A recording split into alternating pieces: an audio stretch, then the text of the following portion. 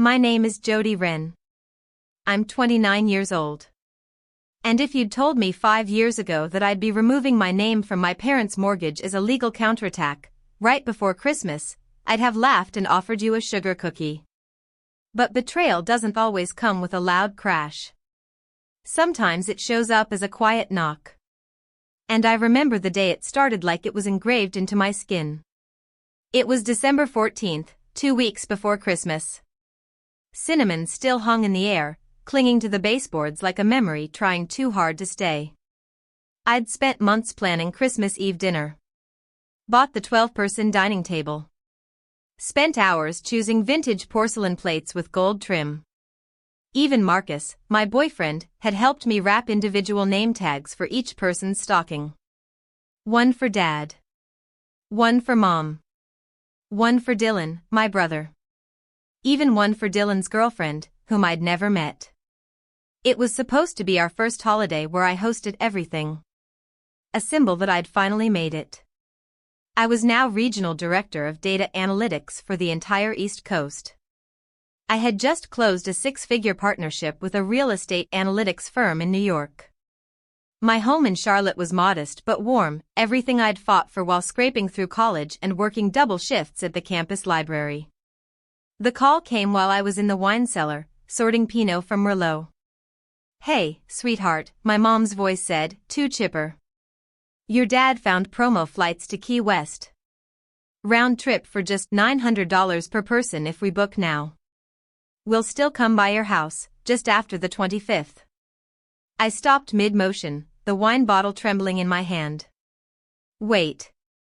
You're saying you won't be here for Christmas Eve?" "We will." "Just a few days later," she said quickly. "It's his birthday trip. He hasn't taken a vacation all year." I set the bottle down gently. "Mom, I've been planning this since October." "You're being rigid again," she said, her voice dipped in that sugar-sweet poison I knew too well. "If you really cared about family, you wouldn't let something this small hurt you." That word "as small" stabbed deeper than any insult. Because this wasn't about rescheduling dinner. It was about them choosing a beach over the daughter who held up their house, their lives, and every last ounce of their financial foundation like a one-woman scaffold. 3 days later, my father left a voicemail. "I looked at your tax filing. You got a deduction for the mortgage interest. That's great. By the way, the homeowner's insurance just came in a little higher than expected. Think you can help with a few thousand?" When I said no, he didn't yell. He didn't even beg. He went straight to war. "You should remember," he said, voice sharp as chipped glass, "without your parents, you wouldn't be where you are today." That was the exact moment something broke inside me. And it never fully returned to place. Because I had remembered. Too well. I remembered the $600 for the car repair when I was 22. The $8,000 roof repair the summer before grad school. The $49,870 I'd tracked in an Excel spreadsheet titled Family Transfers, carefully sorted by date, category, and occasion. And I remembered signing that mortgage refinancing form 2 years ago. The blonde woman at the bank saying, "With your credit score, this will go through smoothly." I hadn't lived in that house since I was 18, yet I had tied my financial future to it because they said they'd lose it otherwise. Because Mom cried in the bank parking lot and said, "You're the only one we can count on." I didn't realize back then that the rope they tossed me was a noose. When Marcus found me that night staring at my old bank statements with tears silently streaking my face, he asked one question. "Are you ready to stop bleeding for people who don't notice you're bleeding?" I didn't answer him. Not with words. I pulled out my laptop, opened the folder titled Severance, and began typing. I didn't cry. Not that night. My rage was too still, too quiet. It wasn't fire. It was stone. I filed for legal consultation the next morning. Her name was Clara Jensen, a Nashville-based real estate attorney with 20 years of experience and no tolerance for family guilt tactics. When we met, I laid out everything. Transfer logs, screenshots, voice recordings, text messages, credit card authorizations I hadn't approved but still got billed for. She flipped through the binder like it was a crime scene report.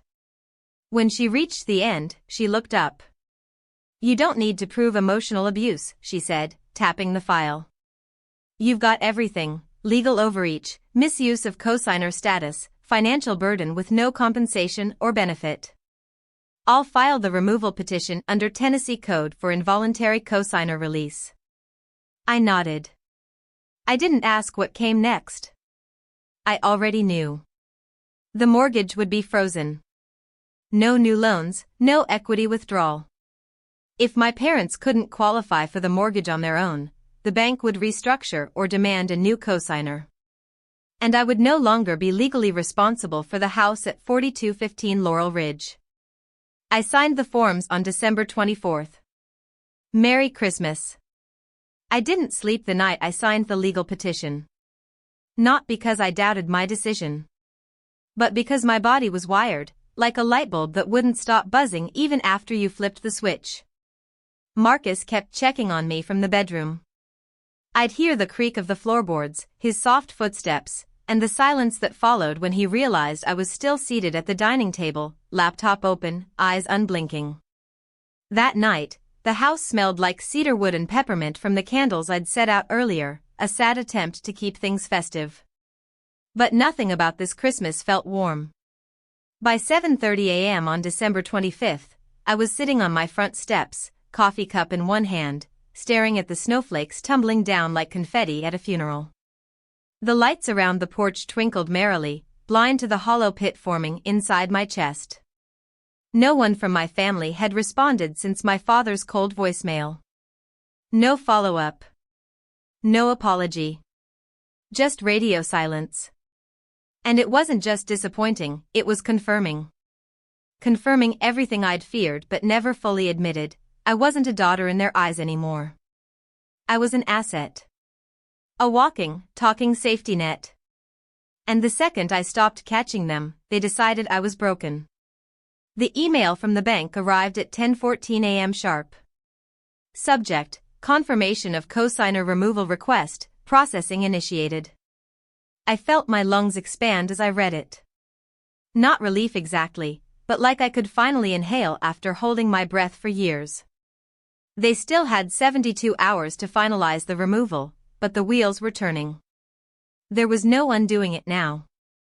Marcus wrapped a blanket around my shoulders and handed me a steaming mug of cocoa. "Merry Christmas," he said quietly. I smiled for him. Not because I felt merry, but because he was the only person who had stood by me without asking for anything in return. That mattered more than I could ever say. By noon, the texts started rolling in. From Dylan. "Mom's crying. Are you really doing this right now? Over some money?" From Mom.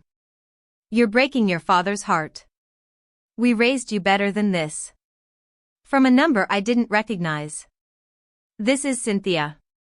I heard what's happening. Your parents are devastated. Call me." I didn't respond. Not to any of them. At 3:47 p.m., I received a voicemail from my dad. His voice was tight, clipped, not furious, worse. Controlled. "Violet. The bank called. They said the mortgage is frozen and flagged for reassessment. What did you do?" "Call me. Immediately." I didn't. Instead, I opened my laptop and finished my email to the family. The subject line was simple: regarding recent matters. Mom, Dad, Dylan. I've proceeded with removing my name from the mortgage because I no longer accept financial responsibility for a property I do not own, do not reside in, and do not benefit from. Attached you will find a detailed breakdown of all financial contributions I've made over the past 6 years, totaling $69,400. A copy of the mortgage removal petition filed with the bank. A transcription of the voicemail received from Dad on December 23rd. From this point forward, Any requests related to loans, payments, or financial assistance will be declined. For the next 30 days, I will only be available via email. No calls or texts. If there's a sincere desire to repair our relationship, I suggest we begin with family therapy. I've contacted a licensed therapist, Mrs. Renee Hall, in Nashville. She has availability within 2 weeks. Any pressure, guilt tactics, or legal threats will be met with silence and forwarded to my attorney. Jody Anderson. Marcus proofread it and said, "It's perfect." He kissed my forehead, then went to start on dinner. I hit send. My hands didn't shake. That night, I wrapped up the stockings I had made and quietly placed them in a storage bin. One for each of them. They were still embroidered with our names in gold thread, still intact, still beautiful. But they no longer represented a family. Just a memory. 2 days passed. Then, on the 27th, Wesley Taylor from the bank emailed me with the subject, "Confirmation of cosigner removal request completed." I reread the document at least 5 times. It stated, in legal terms, that I was no longer tied to the mortgage at 4215 Laurel Ridge. I had no financial responsibility, no credit liability, no legal obligation. I was free. It was 9:04 p.m. when I received the next voicemail. "Dad, again. Why would you do this without talking to us first? We're your parents. This is cruel, Jody. What are we supposed to do now? The bank's asking us to requalify. I can't believe you'd pull something like this. After all we did for you." He hung up before I could even decide if I wanted to delete or save it. It didn't matter. For the first time in years, I felt the weight sliding off me, piece by piece. And then, 3 days later, an unexpected email arrived. From a law firm. Subject, correspondence regarding mortgage dispute, no further action required. It was from a lawyer named Thomas Green. He'd been retained by my parents to explore options, but was writing to inform me they no longer wished to pursue any legal action. They were dropping everything. And they hoped to reconnect in peace. I forwarded the message to Mrs. Renee Hall, the therapist I had contacted earlier. She confirmed later that day that my parents had reached out and agreed to attend an initial therapy session. And for the first time, I cried. Not because I was sad. Not because I missed them. But because I realized something I'd never allowed myself to believe before: I wasn't the broken one. They had weaponized love. Turned it into a transaction. Wrapped guilt in tinsel and demanded I wear it like a scarf every winter. And now that I had finally walked away, not in anger, but with dignity, they suddenly wanted peace. But I wasn't stepping back into that old dynamic. I'd meet them only on even ground, or not at all. The first family therapy session was scheduled on a Monday evening. It took place over Zoom, the screen split into 4 tiles, mine and Marcus's in Charlotte, my parents together in Nashville, and Dylan joining late from what looked like his bedroom, camera angled just high enough to avoid showing the mess behind him. Mrs. Renee Hall, the therapist, had a presence that immediately quieted the air. Middle-aged, soft-voiced, and sharp-eyed, she welcomed us like we were entering a space of honesty, not comfort. "I'd like to begin by giving Jody the floor," she said. "Jody, in your own words, what brought you here?" My throat was dry. I sipped water and breathed through the silence.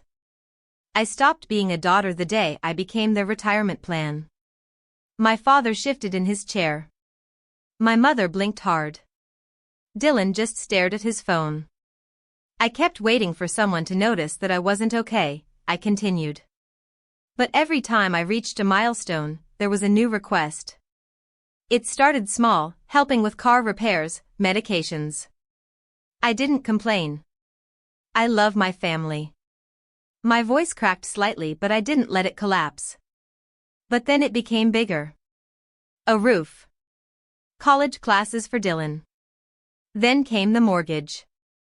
I thought it was temporary. I thought I was saving our family home. Dad cleared his throat. We didn't force you. Raymond, Mom whispered, placing a hand on his arm. Mrs. Hall raised her hand gently. Let's allow Jody to finish. I exhaled. You didn't force me. You made me feel like if I didn't, I was the reason we failed. And every time I said no, it was like I was betraying you. I turned to look at Dylan's camera. Even you texted me that I was abandoning the family. That I was too focused on money. Dylan looked up, lips twitching like he wanted to argue, but Mrs. Hall spoke first. Dylan, would you like to respond? He shrugged. I guess I didn't understand how much you were doing. You've always been the one that had it together, you know? I thought. I dunno. You could handle it. I smiled bitterly. Yeah. That was the problem. You all thought I could handle it, so you never asked if I should. Dad finally spoke. I didn't realize how deep it went. I thought you were helping because you wanted to. I did want to, I said, until it stopped being help and started becoming obligation. You asked me to co-sign a loan for over $300,000. Then added more credit without telling me. I wasn't living there. I never benefited from it. My mom leaned forward. I just wanted to protect the home. I thought if we lost it, it would mean we failed. That I failed. Mrs. Hall nodded. That's an important reflection. Jody, how do you feel hearing that? I understand why she did it. But it still hurt. And the part that broke me wasn't the money, it was how they reacted when I said no. Like I was suddenly the villain. Another silence. This time, a raw one. I didn't come here to yell or to punish anyone, I said quietly. But I also won't go back to being the fallback plan. That night, Marcus held me for a long time after the call. No words. Just that steady pressure, that quiet presence that said, you are no longer alone. The following sessions with Mrs. Hall were just as emotionally charged. In week 2, my father admitted something that finally made the knot in my chest loosen. When you were promoted, I felt like I'd become unnecessary.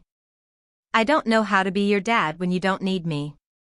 That hit harder than I expected. Because the truth was, I did need him. Just not to manage my finances or my future.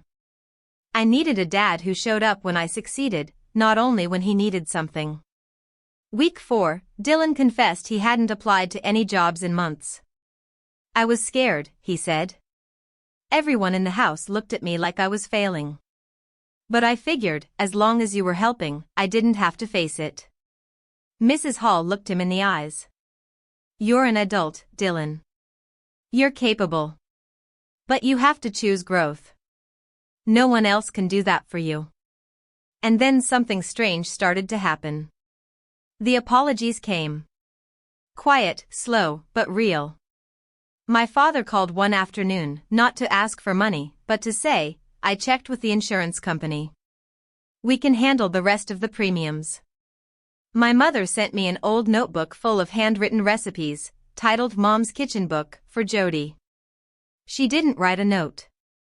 But she didn't have to. In March, we met in person for the first time since everything fell apart. A small cafe in Franklin, Tennessee. Nothing flashy. No pretense. Dad brought purple tulips. Mom brought a smile I hadn't seen since I was 12. Dylan showed up on time, wearing a collared shirt and holding a job application folder in his hand. We talked. Really talked. Not about bills or bonuses or guilt trips. But about memories, about plans. About how we could start over, not by pretending the damage never happened, but by acknowledging it and choosing something different. As I sat across from them, watching the wind rustle through the trees above the cafe patio, I realized something. This was what I had fought for. Not just freedom, but clarity. Not revenge, but release. After that meeting in Franklin, something shifted. Not overnight, not dramatically, but subtly, like a new current beneath the surface of a calm lake. For once, my phone didn't buzz with another urgent request. There were no vague guilt-laced messages about sacrifice or obligation. Instead, there were actual conversations. Small ones, but real. "Jody, do you have that soup recipe with the barley?" my mom texted one morning. My fingers hovered over the screen before I typed, "Yeah.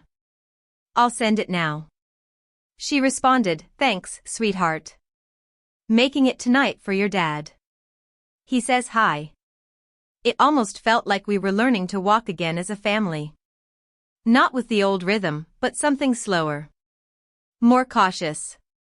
Honest. Still, it wasn't easy. There were moments I found myself flinching when I saw my parents' names on my phone. Not because I expected drama, but because I'd been trained for so long to associate them with pressure. That kind of reflex doesn't disappear with one apology. Marcus understood. He never pushed me to forgive. He just created space where I could breathe. "Take your time," he'd whisper in the evenings as we curled up under the throw blanket on the couch. "They've had your entire 20s. You're allowed to take a little back." Work was booming. I closed a deal with a major investment group in Philadelphia, and my firm flew me out for 2 days to lead the negotiations. At the end of the presentation, my boss leaned over and said, "You know, there's a VP position opening on the East Coast Leadership Board." I blinked. I hadn't even been gunning for it, at least not consciously. But I knew in that moment I had to fight for something that was entirely mine. Not a title that would impress my parents. Not a number on a check I'd be asked to redistribute like a family ATM. Just something that belonged to me. When I got home from that trip, there was a small package on my doorstep. No note. No label besides my name. Inside was the Canon AE-1 film camera from my childhood. The one they'd given me for Christmas when I was 17. And a tiny printed photo, me, at 17, holding it in front of the tree, my eyes wide with surprise and joy. The second I saw it, I sat down right there on the floor and sobbed. Not because I missed the past, but because I finally grieved what it had turned into. 2 weeks later, my dad called again. Not about money. Just to say he'd replaced the tires on the car himself and was thinking about starting a handyman service on the side. "You inspired me," he admitted. "You didn't give up on yourself." Maybe I shouldn't either. It hit me then, he wasn't asking me to carry him anymore. One day, out of the blue, Dylan called just to say, "I got the job." "Seriously?" "Yeah. Full-time. Benefits. Not glamorous, but..." I showed up. It wasn't much. But it was his. And that mattered. Easter came and went quietly. I didn't host a dinner or try to create the perfect gathering. But I did drive up to Nashville for the weekend and met my parents for lunch at a small place near Centennial Park. Mom brought carrot cake. Dad brought a book of Sudoku puzzles he thought Marcus would like. It was awkward. A little stiff. But no one asked for anything. No one pushed. And that made all the difference. On my way out of the city, I stopped by the old house on Laurel Ridge. I hadn't driven past it since removing my name from the mortgage. It still looked the same of brick walls, white trim, the old sleigh Dad won on the radio still propped up under the porch. But it didn't feel like mine anymore. Not in a sad way. In a peaceful one. I sat in the car for a moment and whispered, "Thank you for the memories. But I'm not your caretaker anymore." I was building something new in Charlotte. With Marcus. With myself. I'd even started taking photography again, developing old film rolls, capturing slices of life in black and white. One morning, I woke up to an email from Mrs. Hall, our therapist. It was short. "Growth rarely comes from comfort. What you did wasn't cold. It was courageous. Don't forget that." I smiled and forwarded it to Marcus. "You're stronger than you think," he said. "And they see it now too." Maybe that was the hardest part, realizing you can love people and still draw lines. That protecting yourself doesn't mean you don't care. That walking away from financial abuse isn't betrayal, it's reclamation. And maybe the story wasn't about cutting ties at all. Maybe it was about finally choosing the thread I would use to stitch my own life together. Spring faded into summer, and the days stretched longer, warmer, and quieter. For the first time in years, I didn't feel like I was bracing myself for the next ask. My inbox wasn't flooded with passive-aggressive guilt from family. My phone wasn't buzzing with urgent favors masked as emotional duties. Instead, life took on a rhythm that was mine. I was up for the VP role by June. When HR called me into the glass-walled conference room with a handshake and a contract, I didn't cry. I just sat there, holding the offer letter, breathing in the unfamiliar sensation of joy with no shadow of fear. That night, Marcus surprised me with a small dinner. Steak, wine, and a single envelope under my napkin. "You earned this," he said. "Open it." Inside was a weekend getaway booking for the Blue Ridge Mountains. A private cabin. No phones.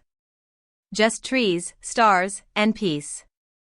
"Do I need this much silence?" I joked. "No," he said. "But you deserve to know how it feels." I stared at him for a long time, my heart full. I had fought so hard for everyone else for so long that I forgot what it felt like to be cared for, just for existing. During the trip, we walked trails without talking. Not because we had nothing to say, but because the silence wasn't empty anymore. I wasn't carrying the invisible baggage of 3 other adults' unmet responsibilities. I was, for once, just Jody. When we returned, something strange happened. An envelope from Mid-South Bank waited in my mailbox. I opened it, expecting some routine update, but inside was a courtesy notification that the house at 4215 Laurel Ridge had entered pre-foreclosure review. Apparently, my parents had failed to refinance successfully without a cosigner. Payments had lapsed. And the bank was preparing to restructure again, or repossess. I sat on the edge of the bed, fingers curled around the letter, heart a mess of old instinct and new resolve. "I can't save them," I whispered. Marcus looked up. "And you're not supposed to." Still, I stared at the letter for a long time. A part of me wanted to call them. To ask what happened. To offer advice. Not money, just guidance. But the more I sat with that urge, the more I realized it wasn't about helping them. It was about proving, once again, that I was the responsible one. And I was done playing that role. I didn't call. I didn't text. I waited. 3 days later, my mom called. "Hi," she said, soft and uncertain. "I assume you got the letter." "Yes," I said. "Nothing more." "We're trying to figure it out," she continued. "It's been hard without your name on the account. They won't even talk to us the same way." "They shouldn't," I said. "It's your mortgage now. Your house. Your responsibility." Silence on the line. "Then, I know we put too much on you." I waited. "We didn't mean to use you like that. We didn't know how else to keep it all together." "You used me," I said calmly. "Not just financially. Emotionally. You made me feel like saying no was betrayal. Like boundaries were cruelty. I won't let that happen again." "I'm sorry," she whispered. It was the first time she said those 2 words without the usual but attached. And that mattered. A week later, Dylan called. "Dad's talking about selling the house." "Good," I said. "He should." Dylan sighed. "He's taking it hard. Says it feels like the end of everything." "It's not," I replied. "It's just the end of pretending it could be held together by someone else's effort." The house did go on the market in early August. I saw the listing online, for photos, 2 of which I'd taken years ago with that old Canon camera. I didn't cry. I didn't even feel much at all. Just clarity. Later that month, I visited Nashville again.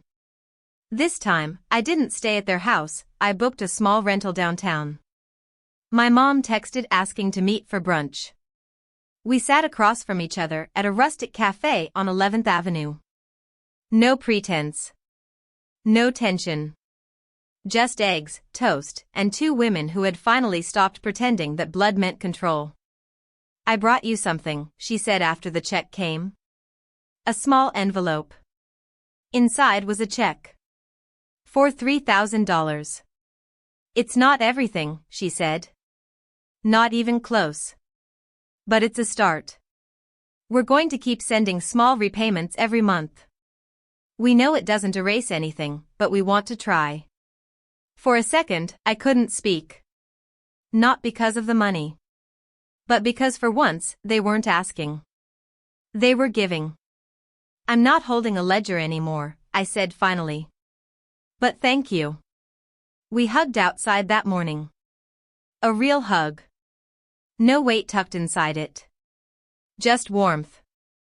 When I got back to Charlotte, I placed the check in a box in my office drawer, not for cashing.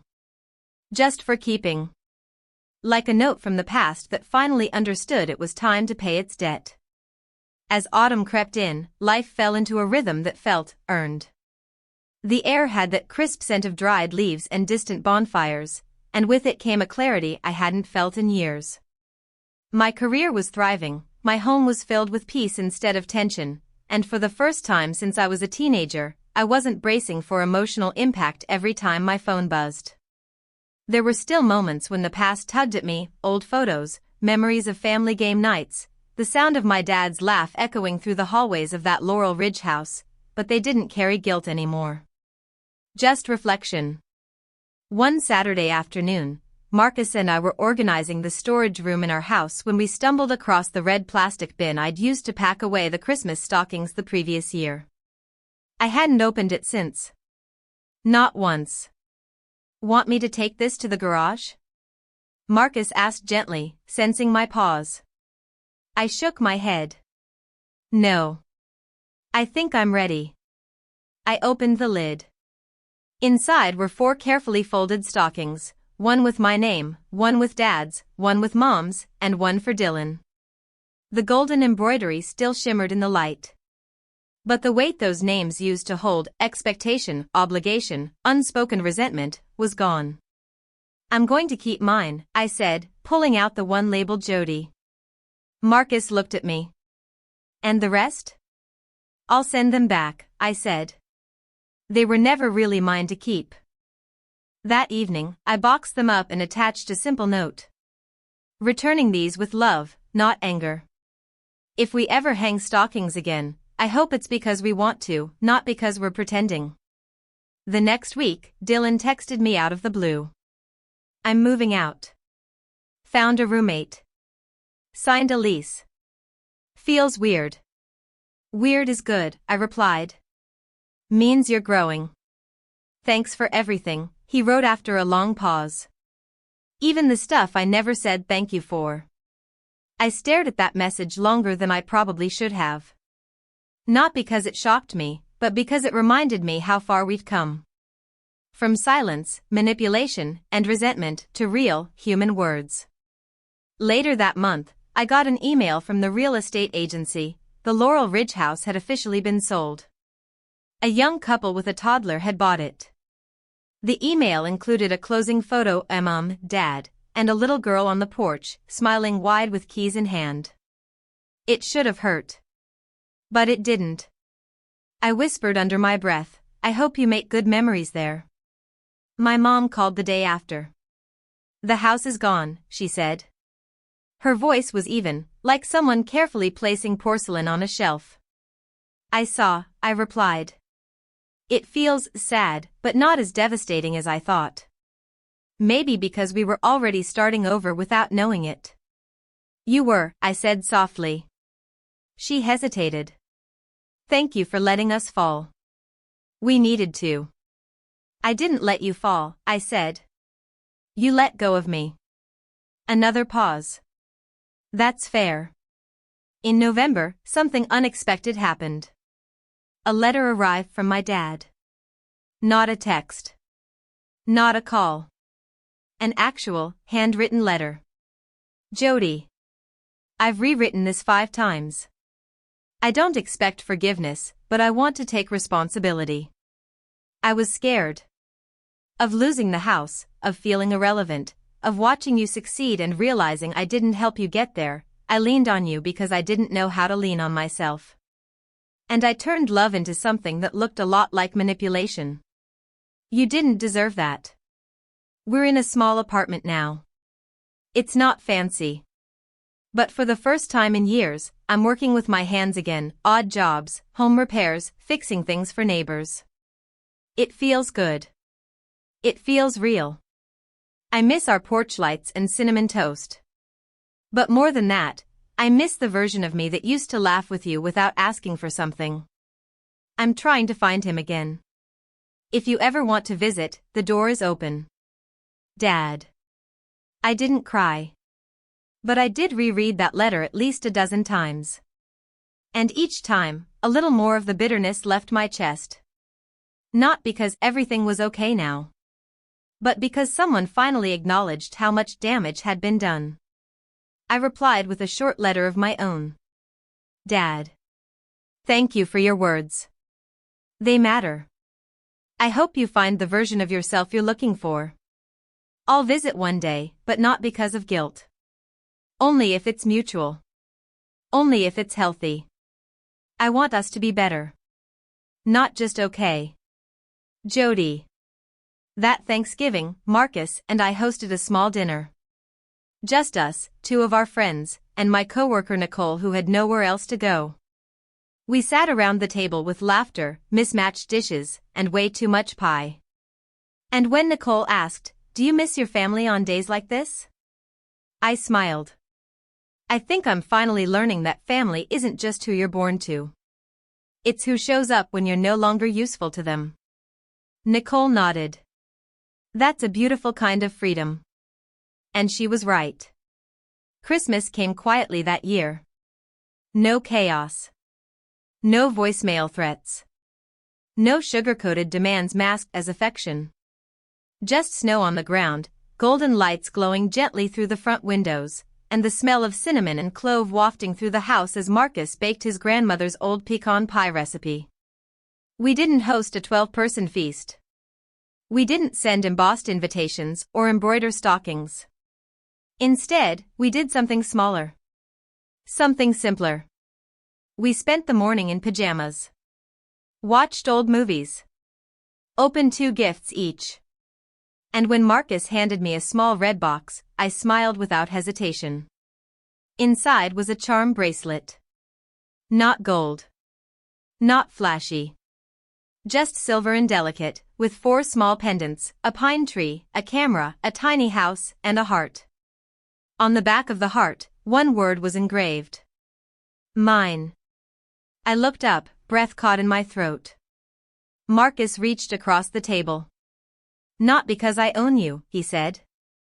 But because your peace belongs to you now. Not them. Not anyone else. Just you. I laughed. Then cried. And for the first time in years, the tears weren't from grief or exhaustion. They were from healing. Later that afternoon, I received a group email from my parents and Dylan. Subject line, Holiday Reflections. Jody. We wanted to say thank you. Not for the money. Not for what you gave us in the past. But for the boundary you finally set. It forced us to grow up. Forced us to stop treating you like the glue we didn't know we needed until it started cracking. We've started a new tradition this year. No presents. Just letters. Each of us wrote one to another person in the family. Dylan wrote his to Mom. Mom wrote hers to Dad. Dad wrote one to you. He said he's going to send it the old-fashioned way.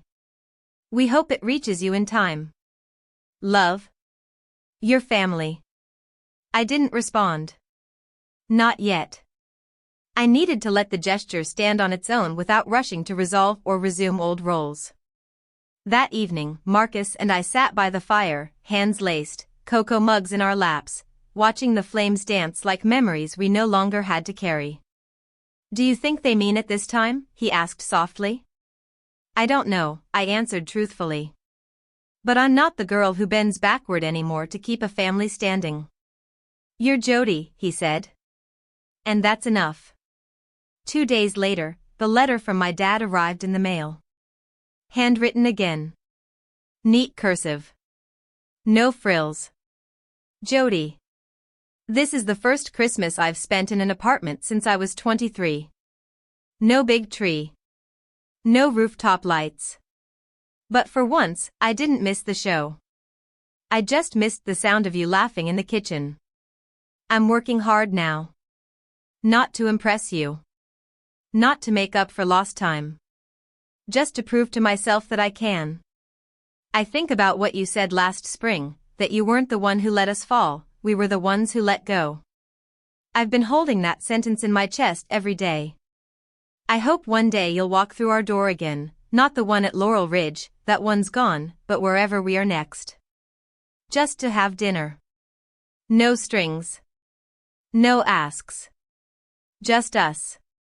I'd like to earn that chance. Merry Christmas. Dad." I folded the letter and placed it in my desk drawer, right beside the original mortgage document from 3 years earlier, the one I'd signed thinking I could save something already crumbling.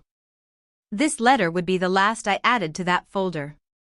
The chapter was closed. Not with rage. Not with revenge. But with a resolution. A woman named Jody had been used as a crutch, as a bank, as the family's unspoken fallback. But she had also become the one who dared to sever a toxic pattern. Who said no when everyone expected yes. Who chose discomfort over silence, truth over tradition, and herself over survival. That wasn't abandonment. That was freedom. And sometimes, freedom looks like a girl in flannel pajamas sitting by the fire with cocoa, surrounded by peace, not people. Jody's story is a reminder that drawing boundaries isn't cruelty, it's clarity. That love without respect becomes debt disguised as duty. And sometimes, the most powerful way to protect your family is by no longer allowing them to use you to avoid their own growth. Have you ever had to walk away from family to find your peace? What would you have done in Jody's place? Let us know in the comments, and don't forget to follow Revenge Echoes for more powerful, true-to-life stories about justice, dignity, and reclaiming your worth.